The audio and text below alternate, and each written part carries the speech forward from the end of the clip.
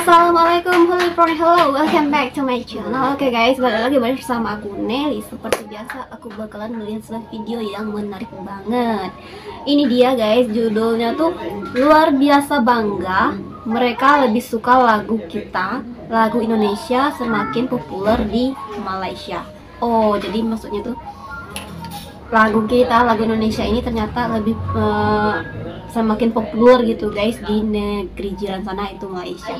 Ya seperti yang kita tahu ya, emang musik Indonesia tuh emang kayaknya merajai banget ya di Malaysia sana. Karena menurut aku sering nonton film Malaysia kayak sinetron, bukan sih, mereka tuh banyak juga menggunakan soundtrack di filmnya, itu banyak juga yang menggunakan lagu Indonesia guys. Jadi itu salah satu yang membuktikan kalau lagu Indonesia itu sangat populer di Malaysia sana. Oke, sebelum kita mulai ini video, buat teman-teman yang udah mampir sama aku, makasih banyak. Semoga teman-teman selalu panjang umur, murah rezeki, dan selalu diberi kesehatan. Amin. Langsung ya kita lihat dulu video kali ini. Ups, aku perlu mengingatkan, bukan hanya lagu Indonesia aja yang populer di Malaysia guys, tapi lagu Malaysia pun banyak juga yang populer di Indonesia. Betul gak sih? Tuh. Yuk, langsung kita play dulu deh. Check it out. Oke, video originalnya teman-teman silahkan mampir di Dunia Seleb. Kalian band ya, ini salah satu band yang populer juga ya. Sangat dicintai netizen Malaysia. Beragam fakta akan menjawab semua dalam video kali ini. Seperti diketahui, penikmat musik Indonesia tak hanya didominasi masyarakat tanah air. Banyak karya musisi anak bangsa yang sangat populer di Malaysia. Dilansir dari sebuah riset dari Universitas Pajajaran pada Senin 20 Maret 2023. Sejak dahulu, musik telah menjadi salah satu penanda hubungan yang mesra antara Indonesia dan Malaysia. Ya, karena emang kita serumpun ya, gimana ya? Presiden Soekarno pernah mengirim Bing Slamet ke Malaysia untuk melatih para musisi di sana. Di tahun yang sama, RRI sempat meminjamkan koleksinya kepada RTM. Tak heran, saat itu sekitar 50% dari koleksi RTM merupakan lagu-lagu dari Indonesia. Hal inilah yang menjadi awal musik Indonesia digemari masyarakat Malaysia. Oh, jadi nggak hanya zaman sekarang, udah dari dulu tuh udah populer gitu guys. Sebelumnya, penyanyi Malaysia, P. Ramlee memiliki banyak penggemarnya di Indonesia. P. Ramlee. Jangan heran jika di setiap rumah-rumah di Indonesia pasti ada koleksi lagu Nanti kita bahas. Lagu-lagu yang merajai belantika musik Indonesia. Pada tahun 1950, P. Ramlee ini kan ada darah Indonesianya kan guys. Kalau nggak salah sih Aceh. Indonesia melalui lagu Fatma Bujangga. Ya nggak sih?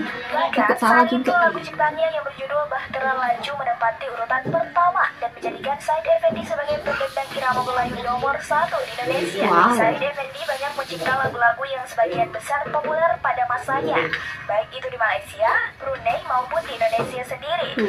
Selain itu, para penyanyi dan musisi Indonesia hingga era 1977-an banyak melakukan rekaman di Malaysia dan Singapura. Meskipun sejak tahun 1950-an Indonesia telah memiliki perusahaan rekaman sendiri, banyaknya artis Indonesia yang rekaman di Malaysia dan Singapura kala itu disebabkan oleh berbagai faktor, mulai dari bayaran yang diterima lebih besar, teknologi yang lebih maju, dan gengsi penyanyi serta musisi sebagai artis yang pernah rekaman di luar negeri atau studio rekaman di Malaysia dan Singapura kekurangan penyanyi dan musisi. Faktor lain yang membuat banyaknya lagu-lagu Indonesia disukai masyarakat Malaysia dan Singapura.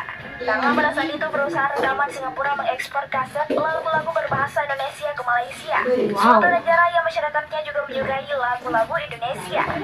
Pada awal 1962, lagu-lagu Goes Bersaudara mendominasi tangga urutan lagu-lagu yang populer di radio-radio Singapura dan Malaysia. Gila, ternyata nggak cuma di Malaysia, tapi ternyata nyampe ke Brunei, Singapura.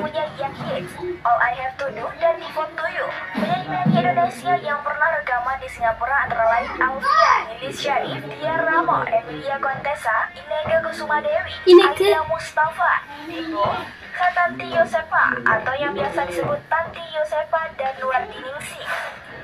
Band yang sering menjadi penggiring penyanyi Indonesia pada perusahaan rekaman Philips adalah Zainal Kobo dan Eka Sapta. Keduanya dari Indonesia. Hingga pertengahan tahun 1970-an, beberapa penyanyi dan musisi tanah air masih rekaman di Singapura.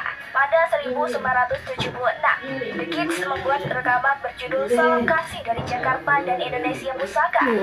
Pada 1977, Marini rekaman di studio Philips Singapura dengan iringan The Step. Benyamin S sudah terkenal di Malaysia sejak 1980. Serius, 1960-an karena sering manggung di negara itu. Wow, keren. Musisi Indonesia lainnya yang terkenal di Malaysia adalah Erlina, Chloe Pesolima, Hetty Koes Endang, kemudian Hetty Koes Endang, Emilia Contessa, Mendiang Pokturtopoli, dan Koes Plus. Kadarnya artis Indonesia di Malaysia terjadi pada 1970-an. Mereka sudah mendapat tempat yang istimewa di hati peminat lagu Melayu di Malaysia. Dekade 1970-an adalah era emas artis-artis Indonesia menguasai pasaran musik di Malaysia. Lagu rock menguasai pentas hiburan Malaysia pada dekade 1980-an dan 1990-an. Namun, saat itu kehadiran artis-artis Indonesia di Malaysia tidak terlalu menonjol. Meskipun demikian, bukan berarti tak ada sama sekali. Pasalnya, artis yang berkarir sejak 1970-an masih digemari oleh masyarakat Malaysia pada tahun-tahun 1980-an dan 1990-an.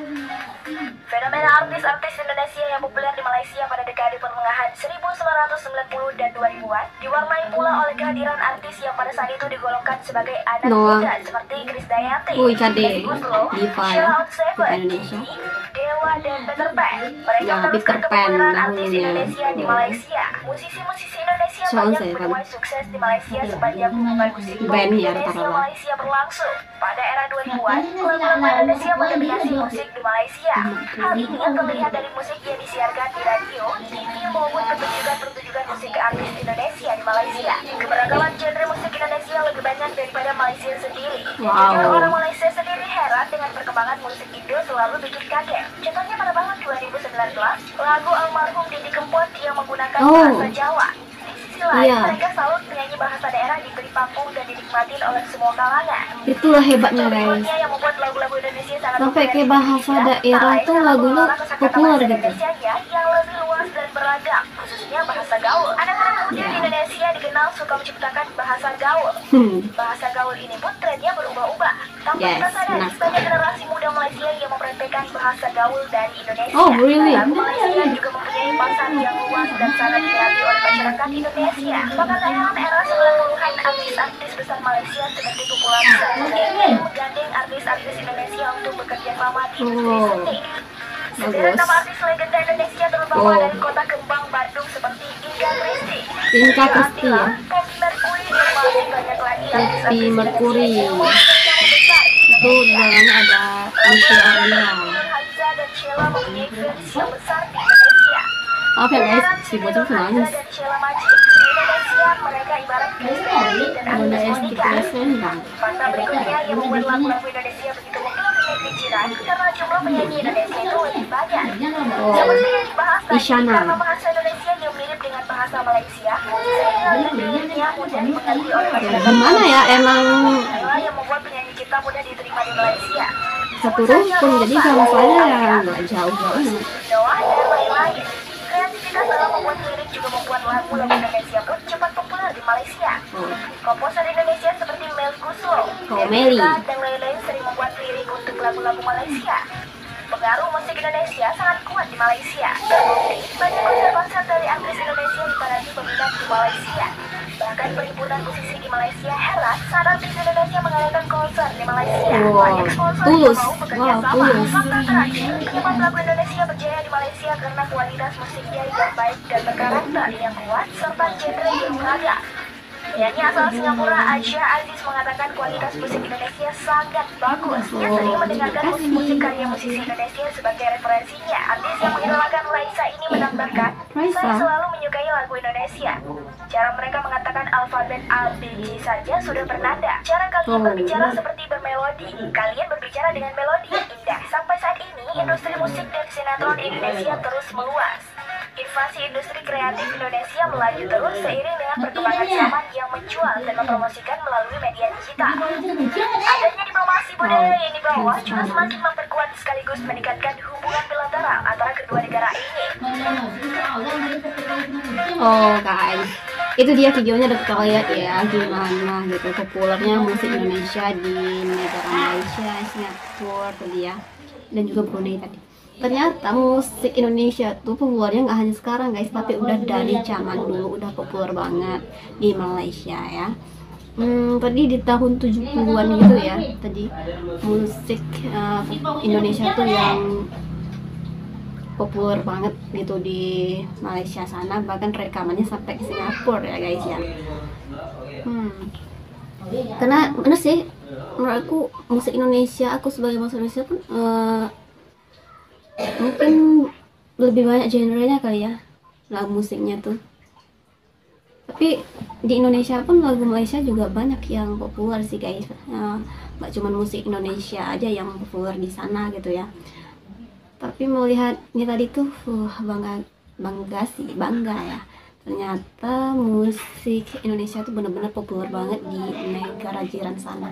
Tadi ada Piramli itu bukannya dia ada darah Indonesianya guys. Kalau nggak salah sih dari Aceh ya. Sempat baca sih, tapi benar nggak sih? Boleh komen ya. Nah, semoga sih hubungan antara Indonesia dan Malaysia tuh selalu baik-baik aja ya. Karena emang udah kayak kakak beradik serumpun ya. Nah teman-teman, mungkin kali ini kita cukupkan sekian dulu. Kita bisa jumpa lagi di next video. But don't forget to like, share, and subscribe. Jangan lupa loncengnya diaktifkan juga. Oke, terima kasih. See you. Bye. Assalamualaikum.